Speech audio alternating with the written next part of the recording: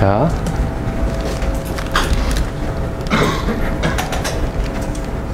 오늘 배울 내용들은 우리 3학년 2학기 때 배웠던 내용들을 복습할 예정이에요. 그렇죠? 그래서 제목도 Review of Digital Communications 인데, 이거를 하는 목적은 무엇이냐면, 이제까지 우리는 채널에 대해서 배웠어요. 그리고 여러분들이 채널을 많이 이해하면, 깊이 이해하면 이해할수록 나중에 어떤 무선통신에서 우리가 하려고 하는 알고리즘 개발이라든지 막 지금 다 그거에 막 이렇게 혈안이 되어 있거든요. 그거가 모든 거에 엔지니어, 무선통신하고 통신 이론을 전공하고 하는 사람들은 그런 획기적인 아이디어, 어떠한 통신을 잘하게 할 수 있는 어떤 방법, 전송 방법, 그렇게 전송하면 수신하는 방법, 그런 것들을 아이디어를 내려고 되게 노력을 해요. 나 같은 사람들도, 그러니까 나 같은 사람이 주요한 연구 토픽이 그런 거라는 거죠. 그렇죠? 그러니까 우리 연구실에 들어와도 다 그런 연구를 한다라는 거죠. 그래서 그 상황들이 조금 더 프랙티컬하게 되어 있다는 모델링 가정하에 어떤 문제가 발생하겠느냐, 그 문제가 발생한다면 그 문제를 어떻게 해결하겠느냐, 인터페런스가 막 이렇게 발생한다면 그 인터페런스 신호를 제거하기 위해서 어떻게 해야겠느냐 라는 그런 것들을 할 텐데 그런 거를 하려면은 채널을 좀 더 깊이 이해할 수 있으면 있을수록 그런 걸 잘하게 되어 있다라는 거죠. 그렇죠? 그러니까 적을 알아야지 전쟁에 나가서 이기듯이, 그것도 채널의 아주 나쁜 상황을 이론적으로 정확하게 이해를 하고 있어야지만이 얘가 그러니까 이렇게 발생을 하기 때문에 나는 이렇게 하겠다라는 어떤 아이디어가 나올 수 있다라는 거죠. 그렇죠? 또한 거기에서 나오는 수학적인 분석을 통해서 정확하게, 그러면 그거 맞는지 안 맞는지 수학적으로 비교할 수 있는 그러한 능력이 있어야 된다는 거죠. 이제 이거를 하는 이유는 뭐냐면, 우리가 중간고사 전까지 배웠던 채널 상태에서 그렇게 신호를 보내면, 그러한 우리가 채널 모델링을 다 했단 말이에요. 채널 모델링을 했는데, 멀티패스 페이딩 채널 모델을 했는데, 멀티플리케이티브한 성질을 가진 이런 채널을 통해서 신호를 받았을 적에 디지털 모듈레이션을 하면은 우리는 옵티멀 리시버를 통해서 디텍션을 한다라고 했었을 적에 그거의 비트 에러 레이트이 얼마고 심볼 에러 레이트이 얼마다라는 것을 3학년 때 배웠는데 그거는 AWGN 채널에서 성능이 어떻다라고 배웠단 말이에요. 그런데 그거가 AWGN 채널 더하기 멀티패스 페이딩이 있었으면 성능이 어떻게 되겠느냐라는 것을 우리는 구할 거예요. 그렇게 구하는 데 있어서 결론적으로 이야기하면, 성능을 구해보면 멀티패스 페이딩이 있으면은 멀티패스 페이딩이 없는 거하고, 즉 유선 채널하고 무선 채널은 멀티패스 페이딩이 있으니까 비교해보면 성능이 너무나 나빠진다는 것을 우리는 나중에 계산을 통해서 정확하게 얼마만큼 나빠지는지를 우리는 계산을 할 거다라는 거죠. 그쵸? 그래서 BPSK를 썼을 때 PSK에서 MRE PSK, 예를 들어 16 PSK 또는 16 QAM, 이렇게 모듈레이션을 내가 어떤 거를 쓸 때는 성능이 얼마만큼 나빠지는지 그거를 정확하게 계산을 한 다음에 그 계산에 기반해서, 그러면 성능이 이만큼 나빠지는데 이만큼 나빠진 것을 더 좋게 하기 위한 방법들을 그 다음에 또 우리는 이야기를 할 예정인데, 그렇게 좋게 쓰려고 하면은 무엇이 드냐면은 돈이 들어요. 그러니까 어떤 돈이 드냐면, 예를 들어 안테나를 2개를 써야 돼. 이제 우리 어떤 방법을 쓰냐면, 안테나를 점점 많이 쓰면 많이 쓸수록 성능이 좋아져서 점점 안테나 하나 쓸 때보다 페이딩이 없는 곳으로 계속 성능이 접근한다는 것을 우리는 이제 나중에 배울 텐데, 안테나를 많이 쓰면. 근데 안테나도 그냥 많이 쓰는 게 아니라 좀 잘 많이 쓰면 되는데, 잘 많이 쓰면 되는데, 그 잘에 대해서 이제 우리 나중에 배울 텐데. 그런데 안테나를 하나 더 쓰면 들어가는 이 코스트가, 하드웨어 코스트가 상당해요.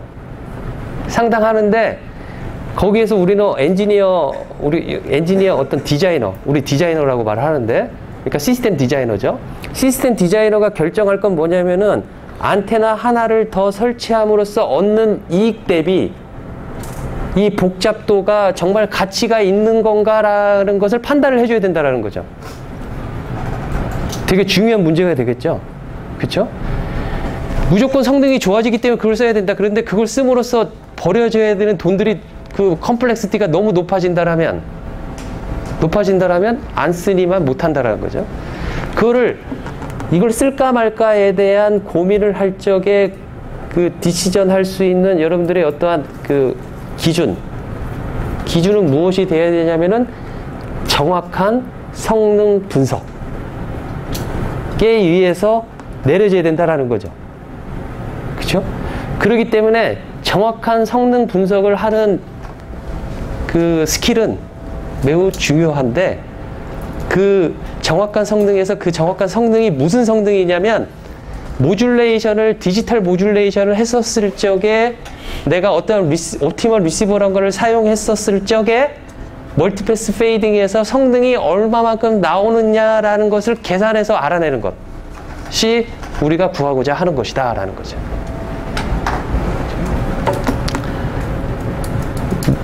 내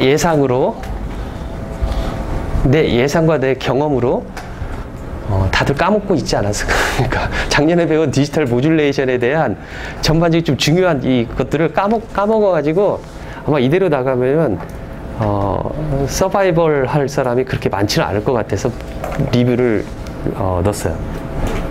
됐죠? 그래서 그 리뷰를 하고 자, 모듈레이션이라는 건 뭐냐면은 바이너리 비트를 우리는 보내려고 하는 거가 디지털 통신이에요. 그쵸? 디지털 통신인데 바이너리 비트가 0, 1, 0 이렇게 오는 거를 예를 들어 내 K 비트만큼 묶어서 이렇게 하나의 블락으로 만들어가지고 비트를 블락으로 만들어가지고 각각을 어느 정비적 신호로 매핑을 시켜서 신호를 전송하는 거를 우리 디지털 모듈레이션이라는 거죠. 근데 이 바이너리 비트를 어떻게 매핑하느냐에 따라서 모듈레이션의 방법이 달라지는 거죠. 그쵸? PSK, QAM 또는 PAM, FSK 등등. 우리 수업 시간에 앞으로 PSK와 QAM에 집중을 할 거예요. PSK와 QAM에. 그러니까 예전 한 5년 전에 내가 이동통신공학을 가르쳤을 때는 3학년 때 배우지 않은 모듈레이션 방법 중에 하나인 Continuous Phase Modulation이라는 CPM이라는 모듈레이션을 안 배웠기 때문에 그걸 했었어요. 근데 되게 복잡해요, 모듈레이션 방법이. 그걸 했는데 요즘은 그 방법보다 PSK나 QAM을 거의 다 많이 쓰고 있기 때문에 그 새로운 모듈레이션 이야기보다는 여기에 집중을 하려고 그래요. 자, 만약에 이 K가 2라고 한다면 난 두 개의 비트를 보고 두 개의 비트라고 한다면 가능한 그 비트가 몇 개가 나오겠어요? 00, 01, 11, 10. 네 가지가 나오겠죠? 그쵸? 그래서 00이면 나는 S1이라는 신호를 보내고 01이면 S2를 보내고 11이면 S3를 보내고 10이면 S4를 보내고. 그쵸? 그래서 그렇게 네 가지 경우가 나올 때요. K는 만약에 4라고 한다면 몇 개의 컨비네이션이 나오겠어요? 16개가 나오잖아요. 그쵸? 그러면 비트의 그 블락의 컨비네이션에 따라서 내가 보내려고 하는 신호는 16개가 있는데 그 중에서 하나씩을 꺼내서 매 심볼 듀레이션마다 4개의 비트가 가지고 있는 그 시간이 심볼 듀레이션이 될 텐데, 그러니까 4 곱하기 비트 듀레이션, TB가 하나의 TS가 되겠죠? 그죠? 근데 매 TS마다 나는 비트가 무엇이냐에 따라서 M은 1부터 해서 여기 16까지, 아까 16개라고 한다면, 4개 비트라고 한다면 그 16개 중에서 하나씩 꺼내가지고 보낼 거다라는 거죠. 그렇죠? 이렇게 해서 보내는 방식을 디지털 모듈레이션이다라는 거죠. 근데 이 16개를 어떻게 만드냐에 따라서 PAM, PSK, QAM으로 나눠진다라는 거죠. 그렇죠? 모듈레이션이. 자, PSK, QAM은 어떻게 되냐면 그 16개의 금방 말했던 K가 4라고 한다면 그 16개를 어떻게 서로 다르게 구별을 할 거냐면 페이지를 달리 줌으로써 걔네들을 16개를 구분을 할 거예요. 16개의 16개 다르게 가야 될 거잖아요. 그 다른 신호를 보고 나는 어떤 거다라는 것을 디텍션 하는 사람이 알아맞혀야 되는데, 그거를 서로 다른 페이지를 줌으로써 이 16개의 그 매핑을 하는 그러한 모듈레이션 방법을 우리는 페이즈 시프트 키잉이다 라고 말을 한다는 거죠. 그렇죠? FSK는 그 16개를 서로 다른 프리퀀시에다가 줌으로써 그 시그널을 서로 다르게 나타내는 것을 FSK다 라고 한다는 거죠. PAM은 16개를 뭘로 구별을 하겠다는 거죠? 앰플리튜드. 그쵸? QAM은 앰플리튜드와 페이즈의 조합을 통해서. 그쵸? 그쵸? 그렇게 모듈레이션 하는 거를 우리는 배웠다라는 겁니다. 작년에. 자, 일반적으로 우리가 보내려고 하는 신호는 캐리어에다가 실어서 보내려고 하는 밴드패스 시그널을 우리는 보내요. 그쵸? 코사인 2파이 FCT를 실어서 보내는데 어떻게 보내냐면은 이런 식의 웨이브 폼을 아까 말했던 16개의 그 SMT는 이러한 형식의 시그널의 형태를 대부분 띠게 되어 있어요. 특히 PSK와 QAM은 이렇게 쓸 수가 있어요. 우리 PSK, QAM에 집중을 할 거기 때문에 PSK, QAM 시그널은 모두 이렇게 쓸 수가 있어요. 자, AMI, GOVT. GOVT는 펄스인데 0에서 TS까지만 어떤 값을 갖는 펄스가 되겠다는 거죠. 레탱귤러 펄스가 될 수도 있고, 레이스드 코사인 펄스가 될 수도 있고, 어떤 펄스 형태가 될 거예요. 이 펄스는 어떤 나이퀴스트 그 CRM을 만족하는 펄스이기만 하면 돼요. ISI를 제로로 만들 수 있는 그런 펄스이기만 하면 돼요. 그 나이퀴스트 CRM 몰라도 되지만 어쨌든 간에 지금 순간에는 이런 펄스가 어떠한 펄스가 우리는 사용하면 된다라는 거죠.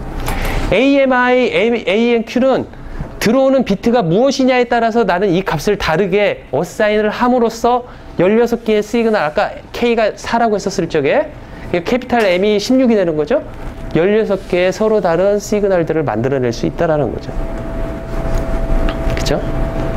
이렇게 만들어내면 여기서 보면 이 신호 가지고 우리가 작년에 이걸 배웠을 때 내 수업을 들었던 학생들은 아마 다른 허준 교수님이나 디지털 통신을 통신 시스템 2를 가르치셨던 허준 교수님 수업도 아마 여기에 많이 집중을 했을 것 같은데, 이 시그널을 어떻게 표시를 할 것이냐라는 거가 상당히 중요한데, 왜냐하면 신호를 다루는 데 있어서 많은 편리성을 주기 때문에 이 표기 방법이 처음 배우는 디지털 통신을 처음 배우는 사람들 되게 중요한 부분이에요. 그러면 이거를 보면은 여기 GOVT는 공통에 있고 AMI, AMQ 일종의 앰플리튜드 어떤 부분을 조절시키는 이 부분이 있는데, 요거를 나는 이렇게 쓸 수 있다라는 거죠. AM, GOVT, 코사인 2파이 FCT 플러스 세타 M. 이거를 똑같이 이렇게 이퀴밸런트하게 쓴다라면 AM은 무엇이 되겠냐? 무엇이 되겠어요? AM이? 이거를 전개해 봅시다.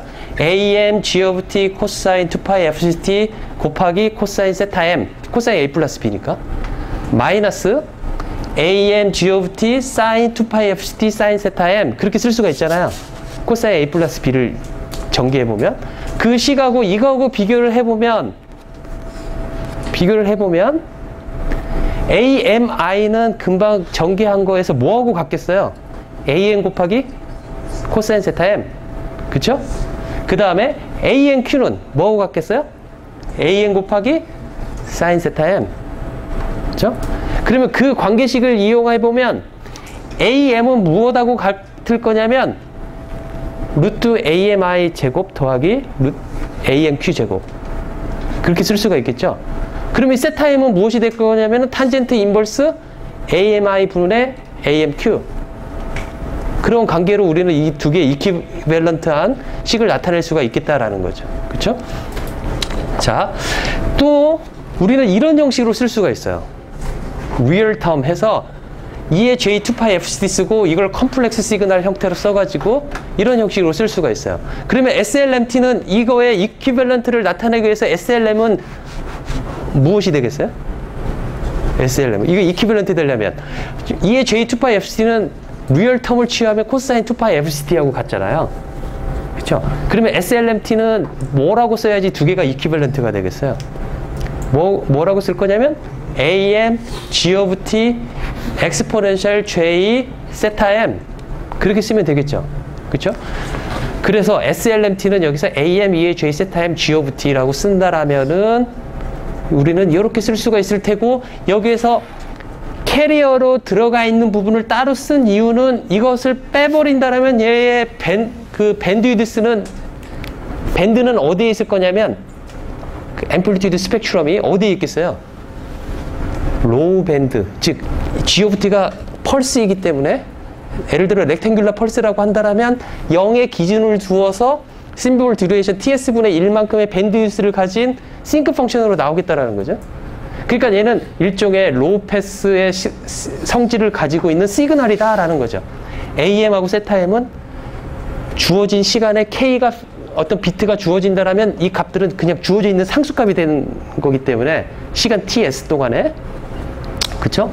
그래서 이 값은 디터미니스틱한 로우 패스의 성질을 가지고 있는 시그널인데, 여기에서 이 SMT에서 이 SMT의 그 M을 다르게 했었을 때 그 서로 다른 구별성은 EAJ 2파이 FCT에서 오는 게 아니라 바로 요거에서 오는 거잖아요.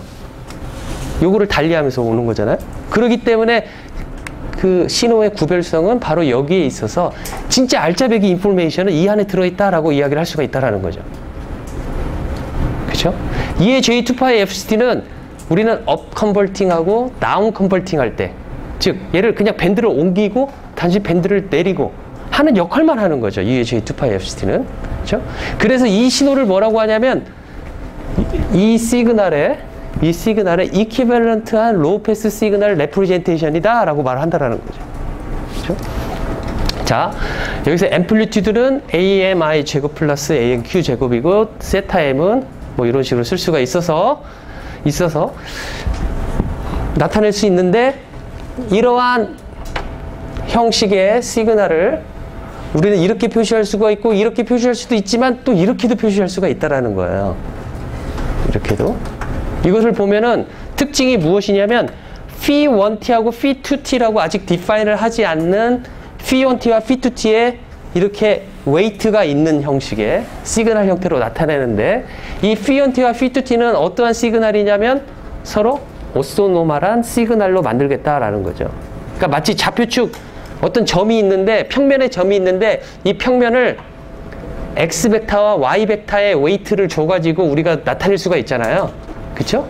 그 X축을 U1이라고 하는 유닛 벡터라고 놓고 Y축을 U2라는 유닛 벡터를 놓으면 어떤 점이더라도 U1 플러스 U2의 웨이트를 이렇게 준 형식으로 나타낼 수가 있듯이, 여기도 이 시그널도 소위 말하는 오소노멀한 어떠한 시그널 phi1t와 phi2t의 웨이티드 썸으로 나타낼 수가 있겠다라는 거죠. 그쵸? 이런 것들을 우리가 작년에 했는데, 여기서 이 phi1t는 계산을 해보면 코사인 2파이 FCT와 사인 2파이 FCT의 G of T 뭐 이러한 약간의 노멀라이제이션 할 수 있는 팩터들이 들어가 있어서 오소노멀을 만들기 위해서, 즉 오소노멀이라는 것은 이거의 에너지가 1이 되도록, 이거 제곱해갖고 인티그레이션해서 주어진 시간 동안에 인티그레이션 하면 에너지가 1이 나오도록 이 앞에를 맞추는 것 뿐이에요. 그렇죠? 그래서 그렇게 맞춘 것들, 그렇다면 코사인과 사인을 곱해가지고 내가 주어진 인티그레이션 구간이 0에서 TS 구간이기 때문에 이 구간에서 두 개를 서로 곱해서 인티그레이션을 취하는 것을 뭐라고 하냐면 우리는 이너 프로덕트를 취한다고 말을 한다는 말이에요. 시그널에서. 그 이너 프로덕트를 취하면 둘은 0이 나온다라는 것을 증명을 할 수가 있어요.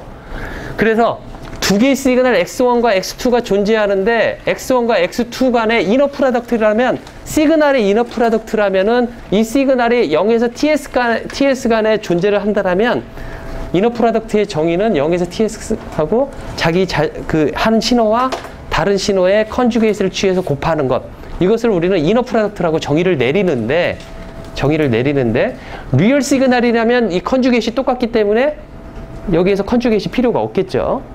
그쵸? 우리가 보는 phi1과 phi2는 리얼 시그널이기 때문에 여기 컨주게이트이 있으나 없으나 똑같은데, 그 전 페이지에서 했던 phi1과 phi2를 대입하면 우리는 0이라는 것을 쉽게 보여줄 수가 있어요. 그쵸? 그러니까 둘이 오소고널하다라는 거죠. 오소고널하다. 거기다가 오소노멀한지를 보려면 각각의 에너지가, 즉 자기 피원하고 이너 프로덕트를 한 거가 1이 되는지를 확인하면 되는 거죠. 노멀러티를 보려고 한다라면. 그렇죠? 그래서 오소고날하고 에너지가 1이 되도록 우리는 그 전 페이지에서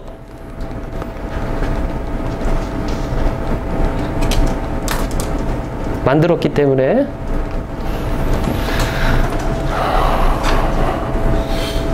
이렇게 만들었기 때문에 오소노멀하다라는 거를 우리는 증명을 할 수가 있습니다. 그렇다면 여기에서 나타내는 건 뭐냐면 오소노멀한 것들의 웨이트를 두어가지고 표시를 할 수가 있는데 작년에 아마 통신 시스템 2를 들었던 학생들은 그런 걸 그냥 arbitrary 여기에는 M은 16개의 시그널이 있는데 S1부터 해갖고 S16까지 있을 거 아니에요. 그쵸?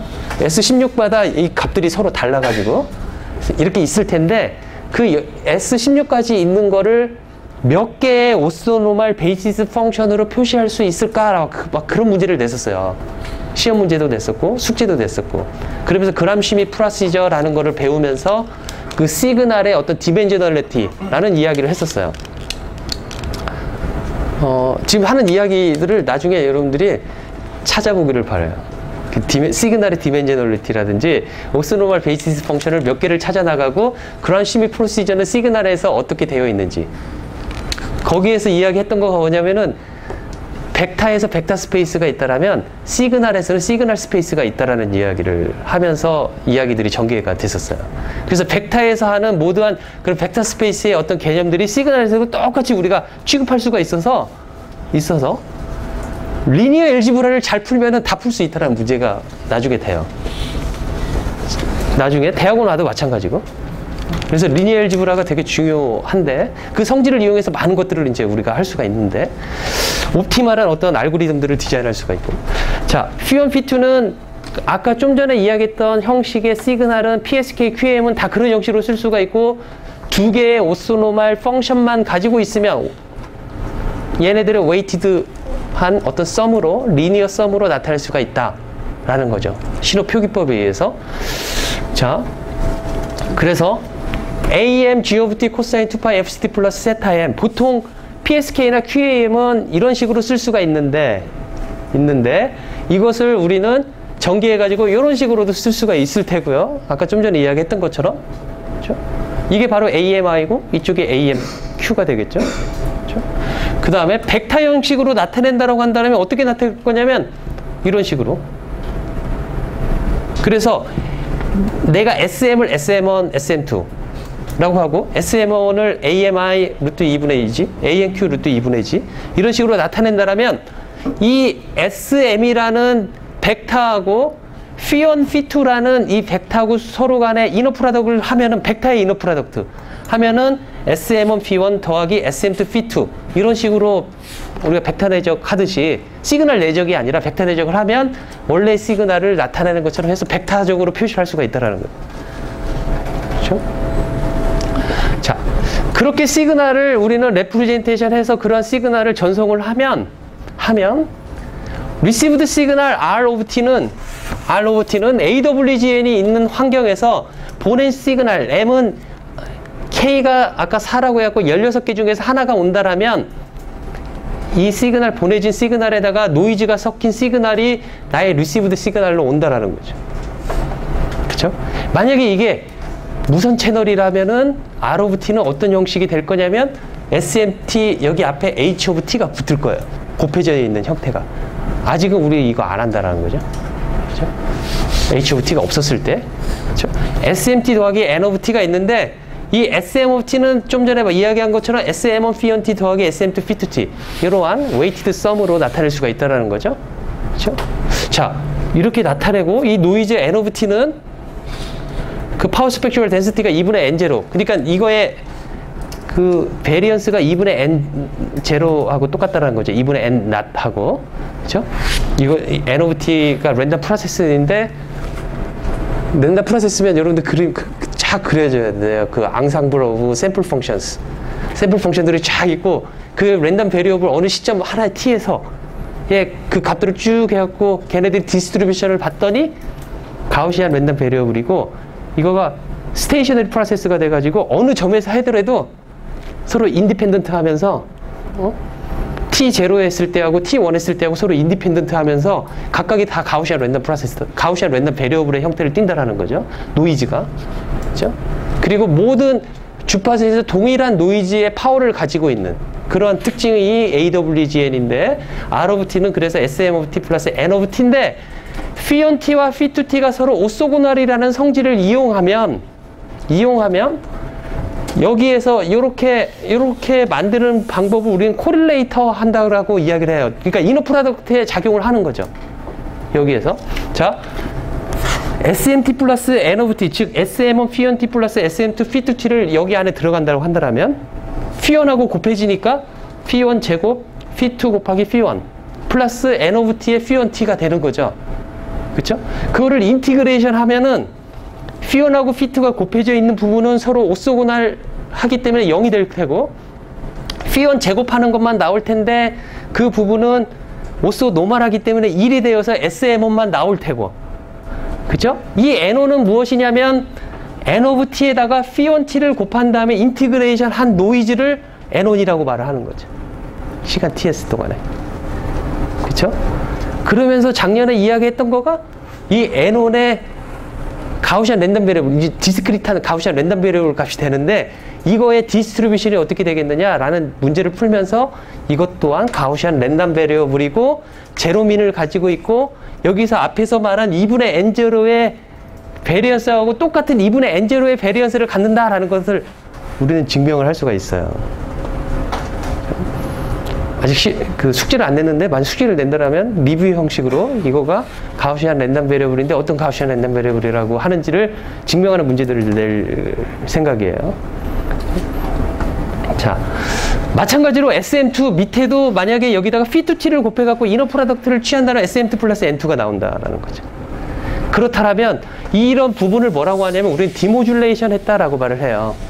디모듈레이션 방법엔 두 가지가 있다라고 우리가 3학년 2학기 때 배웠어요. 뭐가 있냐면 코릴레이터 기반의 디모듈레이터가 있고 매치드 필터 기반의 디모듈레이터가 있는데 이거는 코릴레이터 기반 디모듈레이터를 말을 하고 있어요. 매치드 필터 기반의 것도 똑같이 아웃풋을 이렇게 내는 거죠. 그렇죠? 자, 이렇게 내면 내가 보고 있는 것은 SM1 플러스 N1, SM2, N2를 보고 있으면서 이 중에서 나는 과연 어떤 시그널을 보냈을까라는 것을 디시전을 내려야 되겠다라는 거죠. 그쵸? 디시전을 내리겠다라는 거죠. 그래서 여기에 나오는 점을 R 벡터라고 한다면 이 R 벡터는 SM1 플러스 N1, SM2 플러스 N2 이렇게 되겠다라는 거죠. 그쵸? 자, 이렇게 하는 데 있어서 얘가 디시전을 내리는데 어떤 디시전을 내릴 거야 되냐면 옵티멈 디시전을 내리고 싶어요. 옵티멈이라는 말을 쓰려면은 항상 뒤에 붙어야 되는 말이 있어요. 수업 시간마다 하는 말인데 무슨 말일까요? 옵티멈이라는 말을 쓰려면 그 뒤에 어떤 단어가 꼭 항상 따라 붙어야 돼요. 여러분들이 나중에 최적이다, 옵티멈의 최적이란 말이잖아요. 최적이다라는 말을 하려면 뒤에다가 무슨 말을 꼭 항상 꼭 따라서 붙여야 되는 말이 있어요. 뭐예요? 뭐야? 모르겠어요? 어떤 측면에서 옵티멈인지. 그러니까 영어로 말하면 in terms of 아니면 in the sense of 어떤 측면에서 옵티멈한지. 예를 들어 가격 측면에서 옵티멈한지 아니면 복잡도 측면에서 옵티멈한지 그거 다 달라질 수 있단 말이에요. 그쵸? 여기서 말하는 옵티멈 디시전 룰을 내리는 데 있어서 옵티멈이라는 이 옵티멈은 어떠한 옵티멈이에요? 어떠한 옵티멈일까? 비트 에러 레이트 이퀴밸런틀리 심볼 에러가 일어날 확률을 최소화할 수 있는 디시전 룰을 옵티멈이다 라고 말한다라는 거죠. 무슨 말인지 알겠죠? 그렇죠? 그렇게 하는 디시전 룰이 뭐가 있겠느냐라는 거예요. 옵티멀 디시전 룰이. 뭐가 있겠어요? 수업 시간에 배운 거는 그 디시전 룰이라는 것은 여기 나와 있는 것처럼 맵 룰이다라고 배웠어요. Maximum A Posteriori Probability. 를 줄여서 맵 디시전 룰이라고 말을 해요. 그렇죠? 맵 디시전 룰은 뭐냐면 SM1, SM2만 받았으면 좋겠는데 여기 노이즈가 섞여가지고 조금 corrupted 된, 아주 오염이 된 나는 시그널 2개를 가지고 대체 16개 중에서 무엇을 보냈지라고 결정을 내려야 되는 데 있어서 현명한 결정은 무엇일 거냐면 이 R1과 R2를 보고 S1을 보냈을까? 에 대한 확률을 내가 구할 수 있다라면 R1과 R2를 보고 이러한 R1과 R2의 모양이라면 S1을 보냈을 확률은 얼마다라고 내가 계산할 수 있다라면, 또 S2를 보냈을 확률이 얼마다라는 걸 계산할 수가 있고, 하고 S16까지 어떤 것을 보냈을까 각각의 R1과 R2를 보고 각각의 심볼 16개에 대한 확률을 다 내가 계산할 수 있다라면 그래서 그 계산을 해봤더니 확률적으로 가장 높은 애가 보낸 거다라고 내가 디시전을 내린다라면 심볼 에러 레이트라는 거가 일종의 확률적인 계산값이기 때문에 확률적으로 가장 심볼 에러 레이트이 낮은 결정을 할 수가 있다라는 거가 맵 디시전 룰이다라는 거죠. 그쵸? 그래서 여기 보면 여기 나와 있는 이거를 보고 옵티멀 디시전 룰은 맵 디시전 룰인데, 이 맵 디시전 룰에서 probability of R을 보고 각각의 S1, S2 해갖고 S16까지 캐피탈 M까지의 확률을 구해서 그 중에서 맥시멈을 주는 M값, 그 M이 보내졌다라고 결정을 하겠다라는 거가 바로 이 맵 디시전 룰인데, 우리가 probability of R given SM의 확률은 베이스 시어렘을 통해서 보면은 어떻게 될 거냐, 베이스 시어렘을 보면 밑에 이거는 분모에 R에 PDF가 들어가고 분자에 뭐가 들어가면 PDF of R given SM이 들어가고 곱하기 probability of SM이 들어가요. 그것들을 서로 각각 다 비교를 한다라는 거죠. 식을 써주면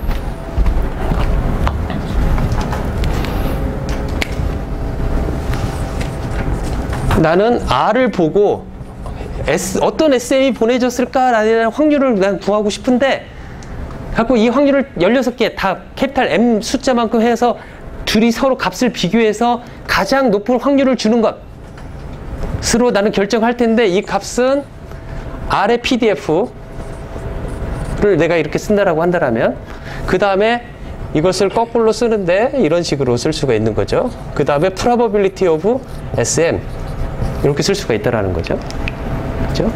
이것을 16개, M은 1부터, K는 4가 돼가지고 1부터 해갖고 16까지 이 값들을 다 계산을 해갖고 가장 맥시멈한 것을 추수하는데, 봤더니 이 계산할 때 밑에 분모가 다 똑같기 때문에 밑에 분모를 빼버리고, 그 다음에 이 값들이 서로 각각 다 equally probable해서 n분의 1로 같다라면은 이것도 빼버리고 이 PDF를 구해서 이 PDF를 구할 수가 있어서 이 R 값을 내가 가져온 값을 이 안에다 대입을 해서 이 값은 여기에서 나온 값이겠죠? SM은 N1. 그쵸? 그래서 그 값을 대입을 해서 가장 맥시멈 한 거가 보내졌다라고 이야기를 하면 되겠다라는 거죠. 그쵸?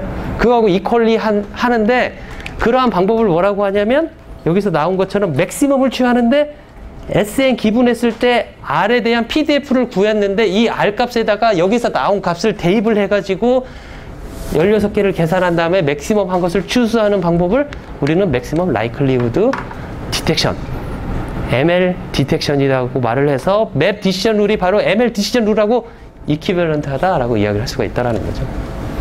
그렇죠? 이거를 우리는 옵티멈 디시전 룰이다라고 말을 한다라는 거예요. 자, 그렇다면 아마 그럴 거예요. 아니, 여기 R 있는데 어떻게 대입을 하지? 뭐 조금 그런 학생이 있을 것 같아요. 자, 여기에 나오는 이 PDF, 컨디셔널 PDF를 보면 SM이 주어져 있을 때 R에 대한 PDF를 보면 이 소리는 뭐냐면 R1, R2에 대한 PDF를 조인트 PDF를 말을 하는 건데, SM과 SM2가 주어져 있을 때, SM이 주어져 있을 때, 이 PDF는 각각의 R1과 R2가 인디펜던트하기 때문에 서로 전혀 서로 코릴레이션이 없기 때문에 각각의 SM1이 기분이었을 때 R1, SM2가 기분이었을 때 R2의 PDF를 곱하는 거와 똑같은데 R1을 보면 아까 봤다시피 SM1 더하기 N1이란 말이에요. N1은 가우시안 랜덤 베리어블이기 때문에 SM1은 주어져 있어서 그 값도 일종의 컨스턴트가 되어서 가우시안 랜덤 베리어블이 되어서 SM1 기분 R1의 PDF는 이렇게 민값이 SM1이고 베리언스가 2분의 N0인 가우시안 랜덤 베리어블의 형태로 쓸 수가 있고 이것도 역시 가우시안 PDF로 쓸 수가 있다는 거죠. 그렇죠? 두 개의 곱을 해보면 조인트 PDF가 이렇게 나타낼 수가 있는 거죠. 그렇죠? 이렇게 나타내면 우리가 이것을 어떻게 쓸 거냐면 여기 이렇게 디텍션 해갖고 이 값들이 나올 거, 밸류가 나올 거잖아요. 어떤 값이. 밸류가 나오면 이 밸류 값을 R1을 여기다 집어넣고 R2를 집어넣고 SM1은 16, 매번 M은 1일 때, M은 2일 때, M은 3일 때 그 값을 다 대입해갖고 서로 비교한 다음에 가장 맥시멈을 주는 값이 가장 라이클리하다.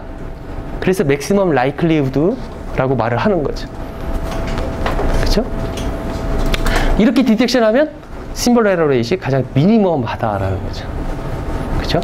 이렇게 해서 한 것을 다시 한번 보면은 여기를 다시 정리해 보면 마이너스 n0분의 r1 sm1 제곱 더하기 r2 마이너스 sm2 제곱 이렇게 쓸 수가 있는데 이걸 보면은 우리는 벡터적으로 표시하면 r과 sm의 유클리디안 디스턴스의 제곱이다 또는 놈 스퀘어다라고 쓸 수가 있겠죠. 그렇죠?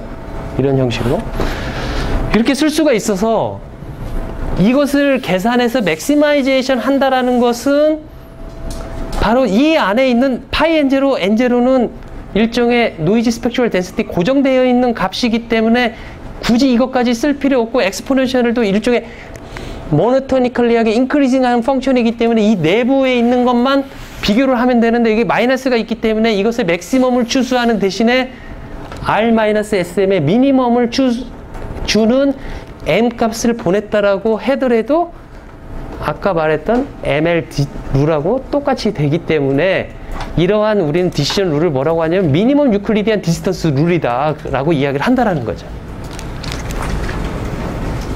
그렇죠? 그래서 ML 룰이 이렇게 되어 있는데 이것은 미니멈 유클리디안 디스턴스 룰하고 같다 라는 것이고 미니멈 유클리디안 디스턴스 룰에서 그 유클리디안 디스턴스를 전개를 해보면 R-SM의 제곱을 해보면 R1-SM1의 제곱 플러스 R2-SM2의 제곱 이걸 전개를 해보면 R1 제곱 더하기 R2 제곱 SM1 제곱 더하기 SM2 제곱 그 다음에 여기서 두 개 곱해지는 마이너스 2 곱하기 R1 SM1 마이너스 2R2 SM2 이렇게 쓸 수가 있겠죠? 그렇죠? R1 제곱 더하기 R2 제곱을 우리는 R의 놈 스퀘어라고 말을 해요. 그렇죠? SM1 제곱 더하기 SM2 제곱을 SM의 놈 스퀘어라고 말을 해요. 그렇죠? 그 다음에 두 개의 R1 곱하기 S1 더하기 R2 곱하기 SM2는 일종의 두 개의 이너 프로덕트가 될 거예요.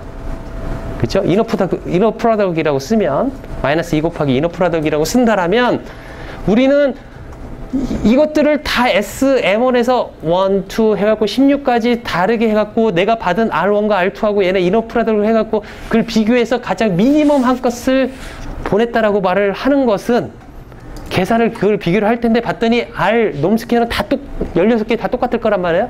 얘를 빼도 되겠죠. 비교하는데. 그쵸?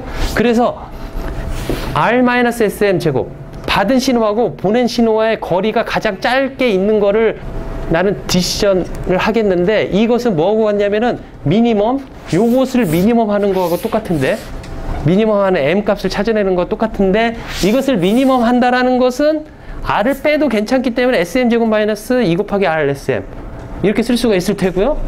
이거 순서를 바꾸면 마이너스를 붙여가지고 바꾸면 우리는 맥시멈을 찾는 거하고 똑같겠죠? 그렇죠? 맥시멈을 찾는 거하고 똑같은데 여기에다가 한 가지 더 이 SM제곱이 각각의 신호에 서로 다른 어떤 시그널 그 컨스텔레이션의 포인트가 될 텐데 이 값이 모두가 같다라면 각 신호의 놈 스퀘어 값이 같다라면 우리는 이것마저 뺄 수가 있겠다라는 거죠. 모듈레이션에 따라서 이게 달라지는데 QAM 같은 경우는 이걸 빼면 안 돼요. 그렇죠? 각각의 SM 제곱이 다 다르기 때문에. 하지만 무엇은 이거 같아요? PSK, FSK 그런 건 같아요. 그렇죠? QAM은 같지 않고. 만약에 같다라고 한다면 맥시멈 둘 간의 이너 프로덕이 가장 큰 것. 내가 R을 받고 S1부터 X16까지 서로 이너 프로덕을 해갖고 가장 이너 프로덕이 큰 값이 보내졌다라고 내 디시전을 내리면은 그거가 옵티멈한 디시전이 되겠다라는 거죠. 자, 이렇게 계산하는 것은 우리는 코릴레이션을 계산하는 거하고 똑같아요. 시그널 간의 코릴레이션. 즉 시그널 간의 코릴레이션 됐다는 것은 얼마나 비슷한가를 말을 하는 거하고 똑같기 때문에 받은 신호가 여러 가지 16개의 신호 중에서 어떤 거하고 가장 비슷한가를 계산하는 거하고 똑같다라는 거죠. 그거가 바로 옵티멈한 디시전이다 라는 겁니다. 자, PSK는 그래서 앰플리튜드 여기 AM이라는 것이 있었는데 AM이 1로서 다 똑같고 코사인 세타임 이렇게 페이즈만 다른 코사인 세타임과 사인 세타임에 있어서 이것을 는 이퀄 코사인 2파이 FCT 플러스 세타 M으로 쓸 수가 있겠죠. 그렇죠? 그런 식으로 쓸 수가 있는 방법을 우리는 PSK라고 하는 거죠. 그래서 모듈레이티드 시그널의 AM G of T 코사인 2파이 FCT 플러스 세타 M이라고 쓴다고 했는데 이것을 전개하면 아까 이렇게 쓴다고 했으니까 AM은 여기서는 PSK 시그널의 1이 된다라는 거죠. 그렇죠? 그러니까 그 전배까지는 그 전 페이지까지는 일반적인 모듈레이션에 대한 이야기고 이제 PSK가 됐을 때는 어떻게 되었느냐 이제까지 배운 내용을 여기다 집어넣는 거예요. 질문 있어요?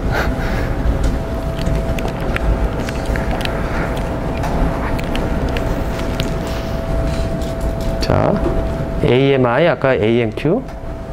그래서 PSK 시그널의 AM은 1, AM 값이 1로서 모두 같다라는 거죠. 그래서 PSK를 컨스턴트 엔빌럽 모듈레이션이라고도 말을 해요. 그렇죠? 그 다음에 G of T 코사인 그 세타 M을 어떻게 둘 거냐면 동등하게 각도를 나누어 가지고 M개로 동등하게 나눠서 세타 M을 N분의 2파이씩 바꿔가면서 그렇게 써보면 N분의 2파이 N-1 하고 M은 1일 때부터 시작해갖고 N분의 2파이씩 옮겨가는 거죠. 그쵸? 그래서 M이 만약에 4라고 한다라면은 0, 0이 나오면 여기는 코사인 제로가 되는 거고 0, 1이 나오면 이 값이 2분의 파이가 되는 것이고 1, 1이 나오면 파이가 되는 것이고 1, 0이 나오면 이 값이 2분의 3파이가 되는 거죠. 그렇게 바뀌어 나가는 거죠. 여기도 마찬가지고 그렇게 해서 시그널을 전송하는 방법이 바로 PSK다 라는 거죠. 그래서 이퀴밸런트 로우 패스 시그널 폼으로 나타내면 뭐 이런 식으로 쓸 수가 있고 이그젬플로 나타내면 0일 때 뭐 그 아까 페이지를 두 개가 나오는 거죠. 하나는 0하고 하나는 파이가 세타 M이 만약에 M은 4일 경우에는 4개의 페이지가 나오는 거죠. 그래서 그 페이지 나온 것을 정리해보면 이렇게 4가지 서로 다른 시그널의 형태가 나와서 00이면 이걸 보내고 01이면 이걸 보내고 뭐 이런 식으로 보낸다라는 거죠. APSK면은 이러한 형식의 8개의 서로 다른 시그널 중에서 비트가 무엇이냐에 따라서 3개의 비트를 한번 해보고 이 8개 중에서 하나를 선택해서 주어진 심볼 듀레이션 동안에 보내겠다라는 거죠. 그렇죠? 자, 이거를 벡터 형식으로 나타낸다라면 아까 말한 대로 SM1 P1T 플러스 SM2 P2T 이렇게 쓸 수가 있다고 그랬어요. 그쵸? 이렇게 쓸 수 있는데 여기서 SM1, SM2가 무엇이냐라는 것은 아까 처음에 이야기했던 것처럼 이런 식으로 쓸 수가 있다라고 해요. SM1은 AMI 루트 2분의 2G SM2는 여기 2, ANQ 곱하기 루트 2G 근데 AMI, ANQ는 뭐냐면 코사인 세타 M, 사인 세타 M AM은 1이었고 세타 M은 뭐냐면 N분의 2파이 N-1 그 값이었단 말이에요. 그 값을 넣어가지고 우리는 여기에 웨이트가 무엇인지를 알아낼 수가 있겠다라는 거죠. 그렇죠? 그래서 여기 AM은 그렇게 될 수가 있고 이렇게 이너 프로덕트 형식으로 벡터의 이너 프로덕트 형식으로 시그널을 나타낼 수가 있겠다. 이 SM이 무엇인지 벡터 형식으로 나타냈고요. 이렇게 그림을 그린다면 P1과 P2의 축으로 해서 각각 SM1, SM2가 각각 무엇이냐를 이렇게 그림을 그리는 것을 우리는 무엇이라고 하냐면 시그널 스페이스 다이어그램이라고 말을 해요. 마치 별자리처럼 이렇게 별자리처럼 신호의 어떤 자리를 찍어두었다 해가지고 우리는 이것을 컨스텔레이션이다라고도 말을 해요. 시그널 컨스텔레이션이다라고도 말을 해요. 그렇죠? 만약에 이건 M은 2일 때인데 M은 4일 때는 이런 시그널 컨스텔레이션, 즉 SM1, SM2. 이때 SM1은 이 값이 되고 SM2는 0이 되는 거죠. 이때는 0, 1, 1, 0 뭐 이런 식으로 시그널 컨스텔레이션이 나오고 M은 8이면은 8개의 점이 하나의 원으로 나타낸다. 그렇죠? 이 각도는 얼마가 되겠어요? 이때 8분의 2파이. 그렇죠? n분의 2파이니까 이때는 8분의 2파이가 되겠다라는 거죠. 어떤 시그널의 심볼의 에너지다 그러면 그 보내진 시그널 제곱해갖고 주어진 심볼 듀레이션 동안에 제곱하면 시그널 에너지라고 말을 해요. 그렇죠? PSK 같은 경우는 이 값이 모두가 같겠죠. 그렇죠? 같아가지고 계산을 해봤더니 얼마가 나오냐면 이 M은 모두 2분의 1 EG로, 이 G는 뭐냐면 이 펄스의 G of T의 에너지로 나오게 된다라는 거죠. 그렇죠? 그러니까 이 펄스의 에너지로. 그렇죠? 그래서 이건 별거 아니고. 그래서 이 심볼의 에버리지 에너지는 각 심볼의 에너지하고 같다라는 그냥 시시한 결론이 되겠고요. 그렇죠? 당연한 결론이 될 테고요. 그 다음에 이 에너지는 심볼에 대한 에너지인데 각 비트에 대한 에너지는 무엇이냐면은 로그 2m으로 나눠준 값. 그러니까 4로 나눠준 거죠. 만약 16이라고 한다면. 그래서 4분의 1 한 거, K분의 1 한 거죠. 그거를 우린 비트 에너지다라는 거죠. PSK는 아까 말한 대로 컨스턴트 에너지를 가진 모듈레이션. 이러한 모듈레이션이다라는 거예요. 그렇죠? M은 8일 때. 이 컨스텔레이션을 그린 거가 무엇을 나타내는지 여러분들이 알아야 되는데 이 각 점이 무엇이냐면 SM1, SM2를 점으로 찍은 거예요. 그렇죠? SM1, SM2를. 그러면은 이 반지름 R은 무엇이 되겠냐면 루트 SM1 제곱 더하기 SM2 제곱이 되겠죠? 그렇죠? 그래서 R 제곱하면 그거가 바로 각 심볼의 에너지, 아까 2분의 2G라는 그 전 페이지에서 나온 그 에너지가 되겠다라는 거죠. 그렇죠? 그래서 R은 이렇게 루트 오브 EM이 되겠다라는 겁니다. 유클리디안 디스턴스, 어떤 시그널 서로 간의 이 디스턴스, 얘네들 간의 디스턴스가 얼마고 이거 디스턴스가 얼마고 이걸 기준으로 얘가 이러한 디스턴스를 다 계산을 해보는데 이 중에서 가장 가까운 시그널 포인트 간의 유클리디안 디스턴스가 얼마가 되겠느냐 라는 거를 우리는 이렇게 시그널 포인트 간의 유클리디안 디스턴스를 계산해보면 어떤 m일 때와 n일 때의 서로 간의 거리를 나타낼 수가 있는데 이런 식으로 계산하면 뭐 조금 수학적으로 좀 복잡은 하겠지만 뭐 이런 결과가 나온다는 것을 여러분들이 증명을 할 수가 있을 테고 이 중에서 가장 자기하고 가까운 시그널 포인트에 있는 애하고 거리는 뭐 이러한 거리로 되어 있다라고 여러분들이 나올 수가 있을 겁니다. 그렇죠? 나머지도 여러분들 보시도록 하고. 자, 이러한 상황에서 이 PSK에서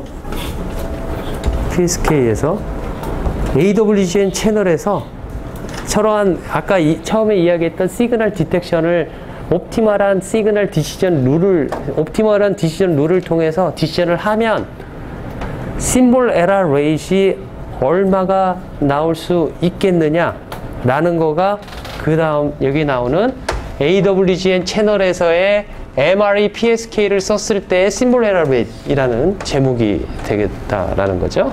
그렇죠? 그걸 공부를 할 텐데 이것을 푸는 데 있어서 우리는 아주 클래시컬한 어프로치를 배울 것이고 두 번째로 클래시컬한 어프로치가 아닌 반대 어프로치가 아니라 또 다른 어프로치를 배울 거예요. 내 수업을 들은 학생은 분명히 그걸 유도를 했기 때문에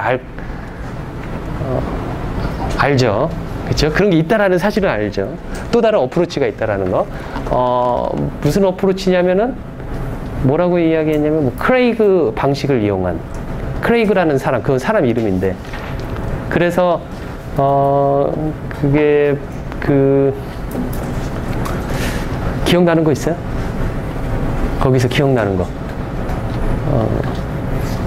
two 펑션을 다르게 얼터네이티브하게 표시를 해가지고 어떻게 다르게 표시하는 방법이 있어요. 이 클래시컬 어프로치라고 해서 여기 클래시컬이라고 말을 하는 이 클래시컬의 그 기원은 어떻게 되냐면 아까 이렇게 MPSK는 예를 들어 8PSK 8PSK라고 한다면 S1, S2, S3 해갖고 S8까지 이 중에서 하나를 바이너리 비트가 무엇이냐에 따라서 이 시그널 중에서 하나를 보낼 텐데 미니멈 유클리디안 디스턴스 룰을 쓴다라면 그게 옵티멀 하잖아요. 여기 꽃표가 있는 얘가 R을 받았어요. R1과 R2를 점을 찍었더니 여기에 나와 있어요. 그러면 미니멈 유클리디안 디스턴스 룰에 따르면 여러분들은 뭐라고 디시전을 내려야 돼요? S2가 보냈다라고 디시전을 내리면 그게 옵티멈하다라는 거죠. 그렇죠?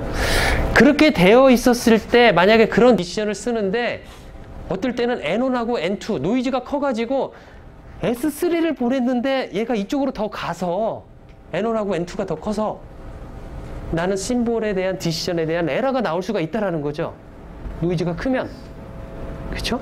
노이즈는 얼마만큼 클 수가 있으니까 시그마 제곱만큼 노이즈의 베리언스가 있어가지고 그렇게 된다라면 그리고 시그마 제곱값이 아주 크다라면 2분의 N 값이 크다라면 걔가 막 어떨 때는 평하고 진짜 큰 값으로 튈 수가 있을 수 있다라는 거잖아요. 그죠? 시그마 값이 크다라는 건. 그렇다면 얘가 에러가 날 수가 있기 때문에 아주 그 레이트가 올라갈 수가 있는 거죠. 2분의 N0 값이 크다라면.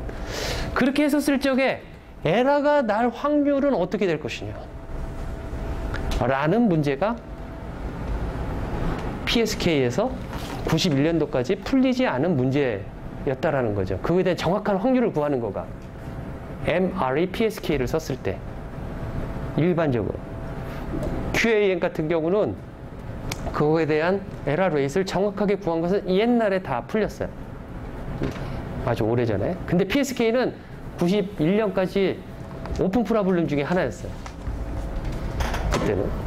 그래서 이렇게 되었을 때 어떻게 되겠느냐라는 문제를 푸는 거가 푸는 데 있어서 옛날 방식, 91년 이전의 방식, 못 풀렸던 방식의 결과를 보여줄 텐데 그 방식이 클래시컬 어프로치가 되겠다라는 거죠. 그렇죠? 그런데 91년도에 크레이그라는 사람이 논문을 하나 냈는데 그 사람이 저거를 똑같이 인티그레이션 하나 있는 인티그레이션이 있지만 우리는 그걸 클러스터 폼이라고 말을 할 수 있는 그런 인티그레이션 폼의 형태로 심볼 에러 레이트를 정확하게 구할 수 있다라는 논문을 내요. 91년도에. 그 논문에 보면 아주 정말 이렇게 쉽게 풀 수 있는데 그동안 뭐 한 거지? 그런 거죠. 그렇죠? 그래서 그 방법이 두 번째 방법, 클래시컬 어프로치에 반대되는 올터네이티브한 어프로치를 그 다음에 소개를 할 거다라는 거죠. 그렇죠? 그런 수학적인 방법을 여러분들이 조금 테크닉을 익혀두면 그 테크닉을 왜 지금 이야기를 하게 되냐면 아까 모두에 이야기했던 페이딩, 이제 이렇게 했었을 때 성능 더하기 페이딩이 있었을 때 성능이 어떻게 되는가를 볼 텐데 그러한 성능을 얼마다라고 우리는 계산을 할 것이고 또한 안테나를 몇 개를 더 씀에 따라 성능이 더 좋아진다는 것을 나는 또 여러분들한테 보여줄 것인데 거기에 있어서 성능을 구하는 데 있어서 이 클래시컬 어프로치는 절대 이 방법으로는 구할 수가 없어요. 대신에 나중에 소개될 올터네이티브한 어프로치를 쓰면은 너무나 간단하게 나온다는 것을 우리는 알 수가 있기 때문에 올터네이티브 어프로치를 쓰겠다라는 거죠. 자.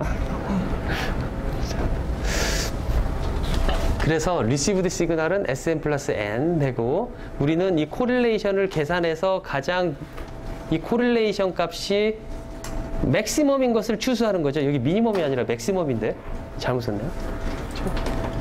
아까 말한 대로.